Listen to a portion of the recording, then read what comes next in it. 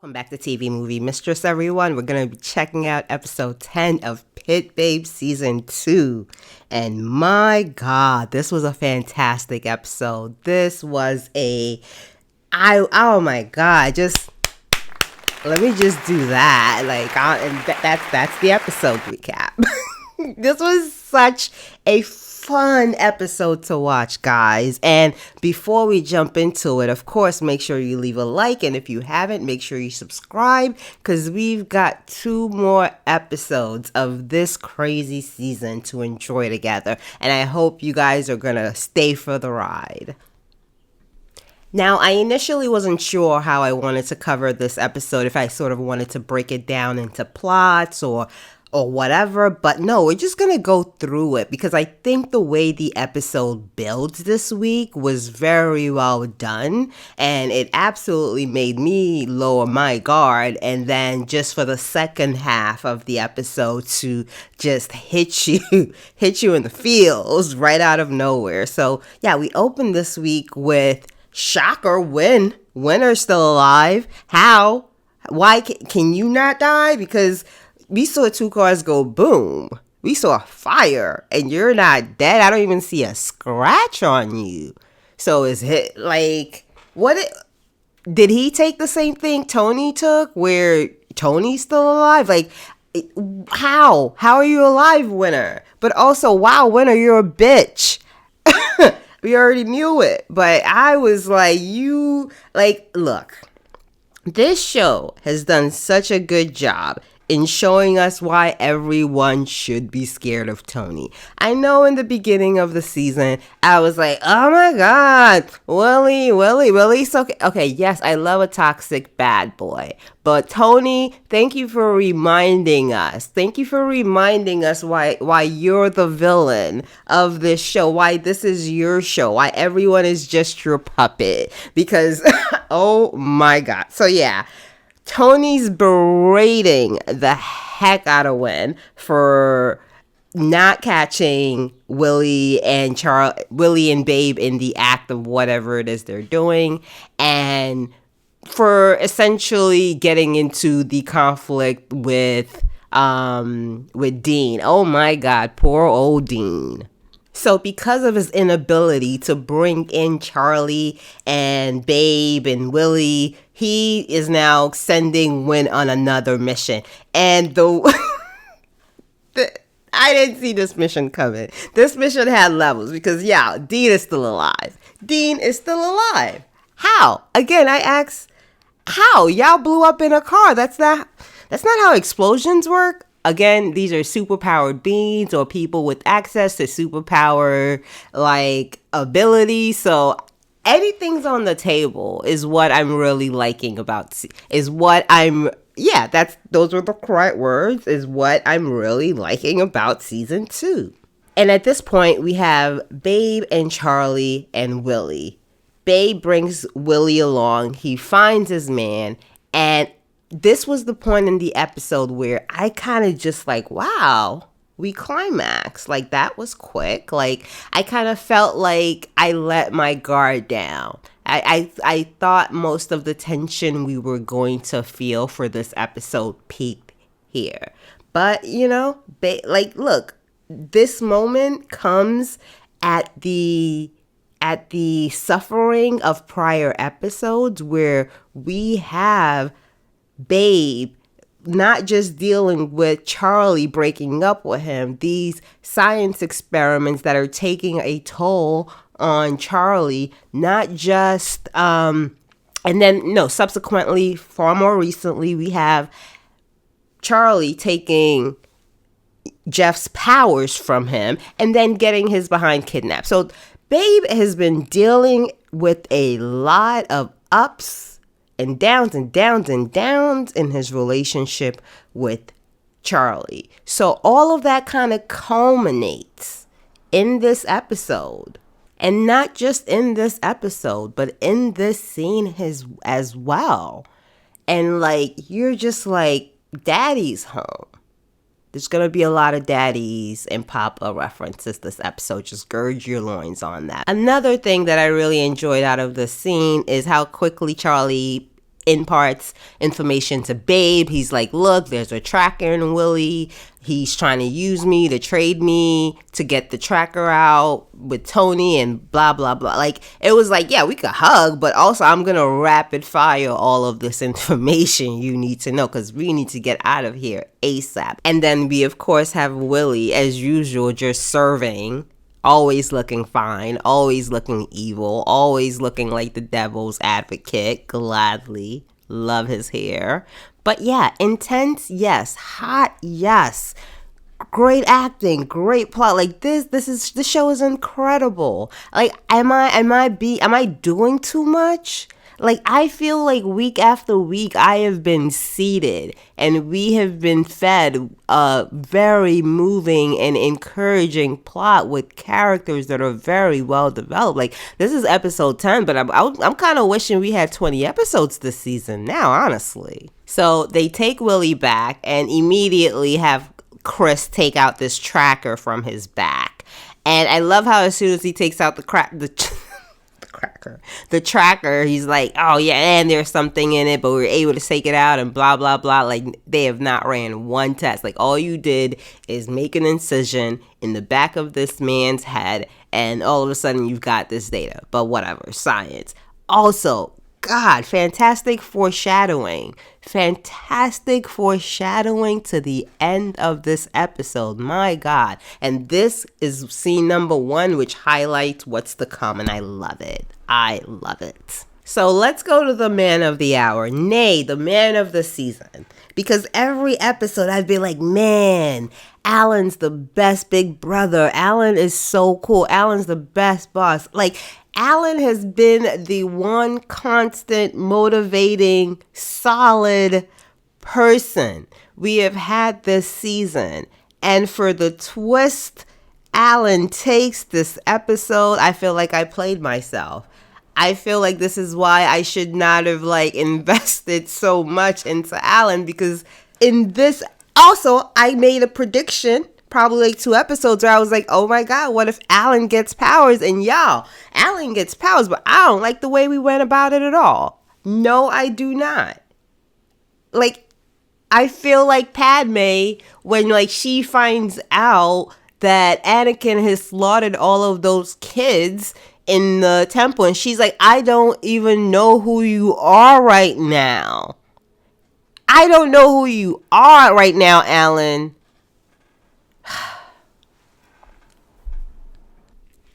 So Alan is stressed because of Dean. He's missing. And then you got fucking Sonic out here looking like, I don't even know what I could say out.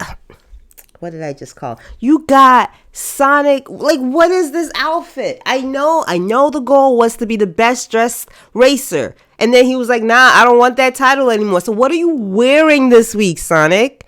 What are you wearing? Like, the way looking like a little gerbil or a hamster. Like, we just went from, like, how did they shoot this scene? Because we went from Alan being like, my bro's missing. He died. That's my little brother. They flipped the camera and Sonic has this outfit on. I talk about tonal whiplash, my gosh. And then speaking of tonal whiplash, we have Alan refusing to believe Dean is dead. Like he says, if there's no body, I'm not going to accept that he's dead. And I'm not sure, is this in reference to Jeff and Charlie faking Charlie's death in season 1? Because there was like a little side eye happening and I was like, what's going on? Was this like, is the side eye about the faking of Charlie's death in season 1? Please let me know in the comments.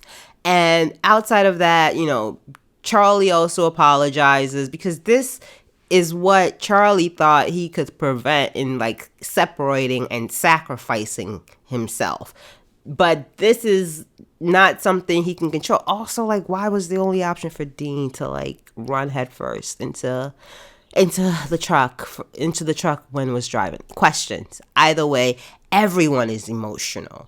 everyone is feeling it. It's like the loss and the grief. Like, we might have a dead member of the crew. All signs point to Dean is dead, but now Dean is also missing. But yes, it's a very heavy scene. And then you have Charlie there and Sonic in that terrible jacket still, and North as well. So the next two scenes for me, when I first watched this live, I was sort of like, whatever, sure, I guess. Like, I really do like Sonic having this conversation with North, and how, if I wasn't pushing Dean so much to prove himself, would he have done this? I don't know. That's a very good question. I'm sure it definitely, contributed, but also the excessiveness of the act was not an offer Sonic made to Dean. So, but I get why he's feeling some sort of way. And because he's feeling some sort of way, that vulnerability, sadness, and grief, pushes him to lean on North. And because of that, we have their first kiss of the season, of ever, if I'm to understand. So, progress. We thank you. Episode 10. I was really not going to be happy if we had to wait until episode 12 for this connection to happen. And from this connection, we get the next major reveal, which is, of course, that Dean is somehow barely alive. Like, look, Tony got the best medical services in the continent. I'm not even going to say country, because, man, he is doing a lot with not a lot. Just let me state that completely. And from the revelation that Dean is alive, we then see the next part of Tony's plan put to action, which is, I need you to use the fact that Dean is alive as leverage. Me watching this, he's going to present it to the group. That's what I thought. That I was thinking small. That's my bad. And from there, we have Babe and Charlie back at home. Charlie's like, boo, remember this ring? You wanted me to wear it? I got you. And we just see the biggest smile on Babe's face. And I was just like, how's this episode gonna hurt me? I was like, I was like, the wider Babe smile gets in this series, same as in season 1, the bigger the heartbreak I know coming. I know it by now. You will not trick me. So from there, they also reunite. I was like, oh, wow, two connecting emotional love scenes from two characters. Obviously, Charlie gave it to Babe so good that, the next day, Babe is out here cutting fruits up. And I just love how this is what y'all wanted, right? This is what y'all, who's y'all? This is what we wanted, right? We wanted Babe, a bit more giving in his relationship with Charlie. And we have that now. And we have Babe not just more giving to Charlie. We have them thinking about the future. We have Charlie being like, maybe we should take a trip when this is all done. Because you should plan for the future, even in moments of uncertainty. That hope toward the future is needed, especially for someone like Babe and Charlie, whose lives have been upended even more so since they've met each other. So I love this scene where they're planning towards the future, but I also was like, what's the price we got to pay for this future? What is the price that we pay for this scenic, happy ever after? And we also have officially North and Sonic have confessed that they like each other. Yay! I mean, y'all already had each other's tongues down your throat, but I feel the having to sort of verbally say it. You have to. You just can't assume, because tongues have been shared, saliva has been shared, that, it's explicitly said. So, They're cute. I'm. Look, we still have 2 episodes left, so Sonic could absolutely be a mole. No, anyone could be a mole at this point. Okay. Maybe the mole is the friend we made along the way. I don't know, guys, but they are cute. I'm saying this mad aggressively. I don't know why. They are cute. They are cute and soft. If I dismiss, could he be a mole? You know, they're adorable and cute. They're just soft. They're soft. I'm here for it.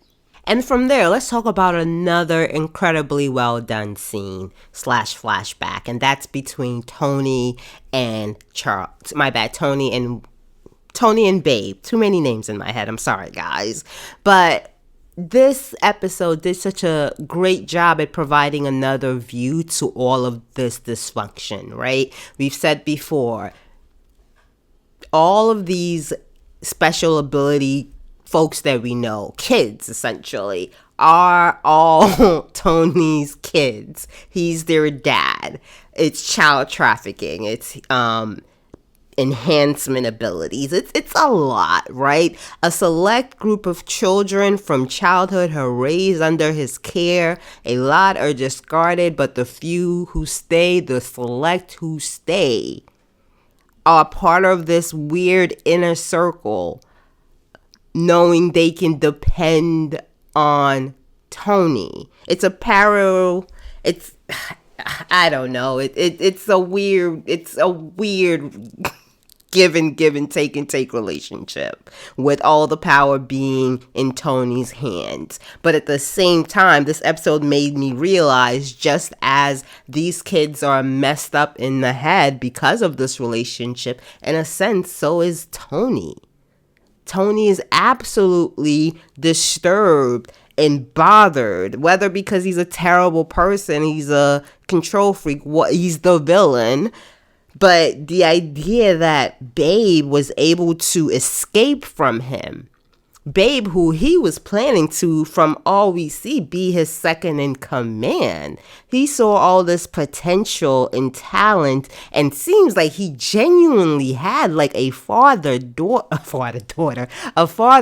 relationship with Babe. And the relationship Babe had with Tony definitely seems way more genuine than like all these other bitches are his sons. Like, yes, but he does not seem like, right? We see him with Win. You've seen him with the other guy he had Win kill. Like, you see the clear disposability of people around Tony, but Charlie, my bad, Babe, and then I guess until Charlie, that relationship is unique.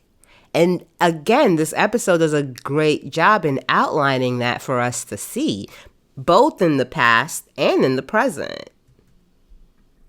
And in Tony's head, it's like, oh, Babe, you'll never escape me.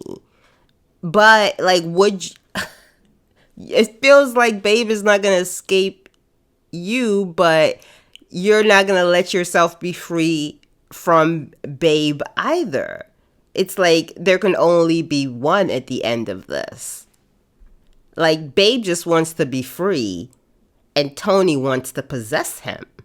We also still have Chris and Pete being a thing. Also, check out my other video. It's doing like 0 views. I would appreciate if you guys check that out. I don't know if YouTube is just not sharing that I have new videos up, but check it out. One of the trailers that I showed in that was The Most Handsome Count, and the actors who play Pete and Chris, they're the main CPs in that. So check it out. It's a historical time travel drama, and I think you guys will really enjoy it. But yes, so Charlie and Babe come to Pete and Chris, and they're like, guys, we have an idea.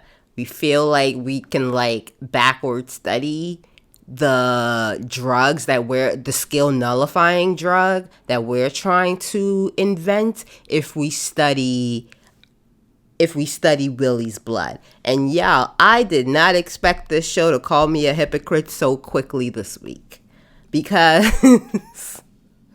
when we have this idea, they're like, yeah, we need to take the bad guy's villain. There was a little, in the back of my head, like, oh, that's kind of messed up. Like, that's his blood. You can't really do that. But I was like, look, for the cause, right? Okay, hold that thought. So they're like, yeah, let's do this. But Chris takes the blood, and I'm feeling a little bad for Willie. I'm not going to lie. He's the bad guy. He's evil. He would kill all of them. They need to be on their toes. Like, the very calculating, cutthroat part of me is like, this just has to be done. This just has to be done. Okay. And then the way the show then says, don't worry, you're going to eat your words soon. Also, why does everyone come deep into this racetrack on scooters? Do they drive to this race course and then like park their car and then someone gives them a scooter and then they get on that scooter to go meet? Like what are the real world complications that has led to every scene that is shown on this racetrack, like deep in this racetrack? Why does everyone have to come in there on a scooter? Again, is it a story thing, or is it just like, nah, we can't actually have actors and people in cars on an actual race track because of insurance? Thinking about it way too hard. Anyways, Win comes through to Alan. That is the main issue, not the scooter arrival. He lets Alan know, hey, we've got Dean, your little brother, he's alive. But we need to trade. We can't just give him back to you. Now, what is it they want? They want Charlie's blood. Y'all, I was like, no, not the ethical choices of my previous scene coming back to bite me in the butt. What do you mean you need Charlie's blood? What do you mean I need to now question me being okay with you guys stealing Willie's blood for the greater good? And now Alan being forced into a set of consequences where he's going to need to steal Charlie's blood. Like, oh my God. Talk about a perfect trap, not just for the characters in the show, but for you, the viewers. That's POV. You don't get more POV than that. Like, and then you just know, like, Alan's gonna go through with it. Like, just look, again, this episode after the rescue of Charlie just kind of lulled me into, like, a sense of false, like, relaxation. And then as soon as Alan's storyline kicks in, you're just like, where is this going? You're just like, what are we doing? And obviously, Alan's going to go along with it. He thinks about it. We see him make the extra plan of, okay, I'll give you Charlie's blood, but I also want enhanced abilities for myself. And I said, Alan, no, I didn't think this was how it would happen. I didn't see this happening. And just this beautiful shot of him and Jeff is just like hugging him and happy and trusting, and it's diametrically opposed. You see his face, you see Alan's face. He's sad, he's worried, he's tired. My man is stressed. That's been the one constant from episode 1. No one's been more stressed than Alan and Charlie, co-MVPs of most stressed this season.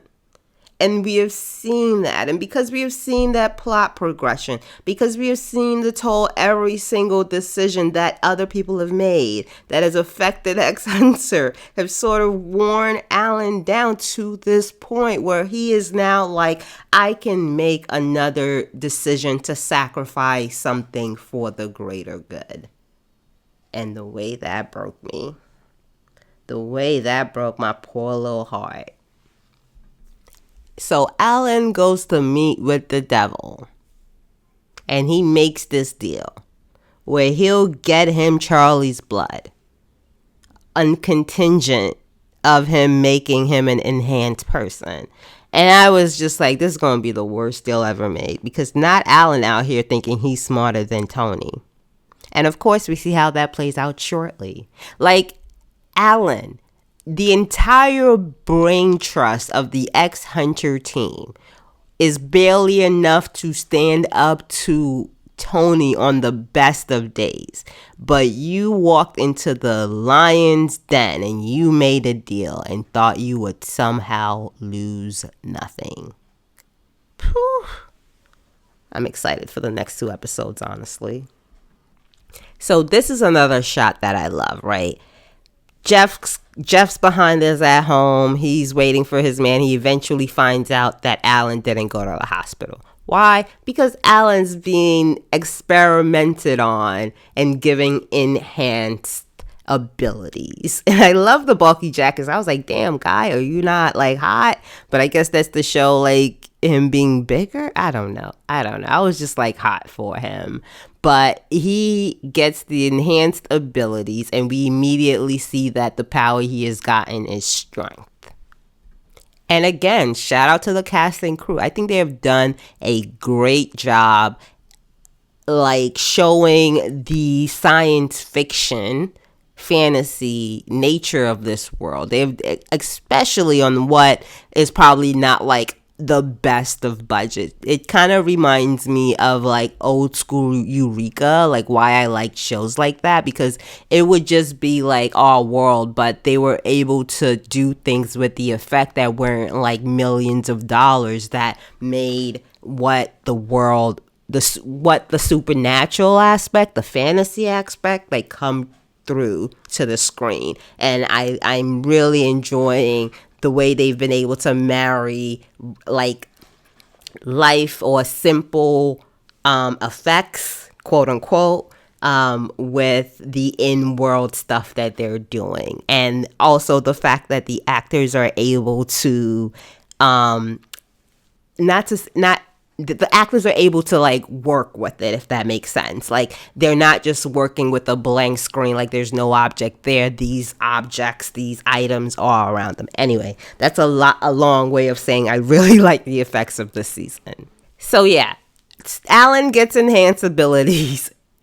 Charlie has a brain freeze and sees the future, and that future is that Tony is now created another enhanced human being.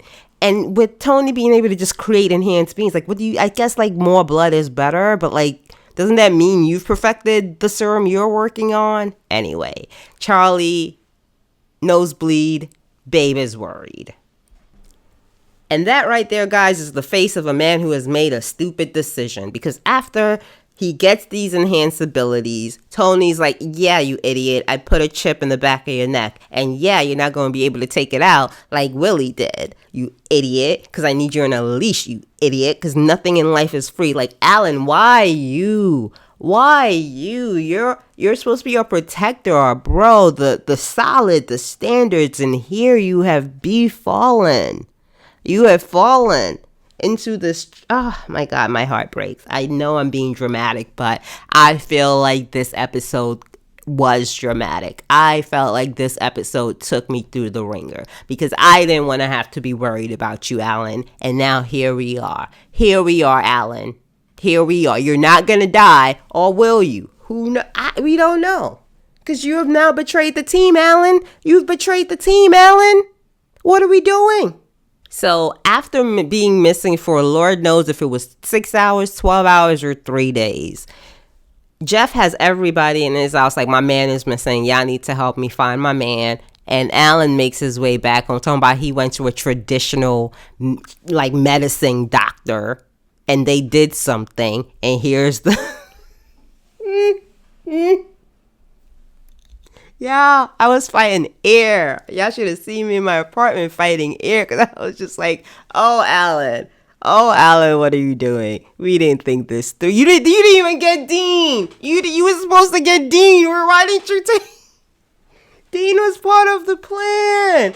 Dean was part of the exchange. Not you just getting your powers and going home, but not getting Dean. Oh my God.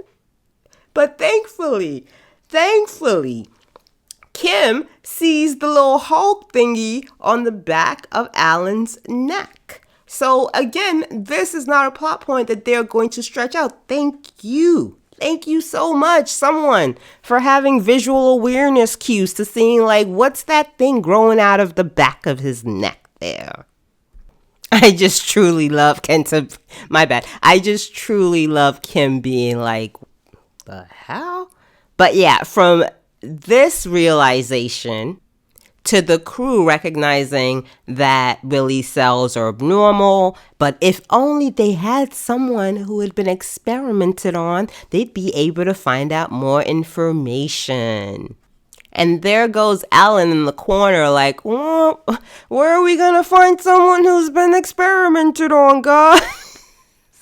I love this episode. But yeah, Kim is going to snitch.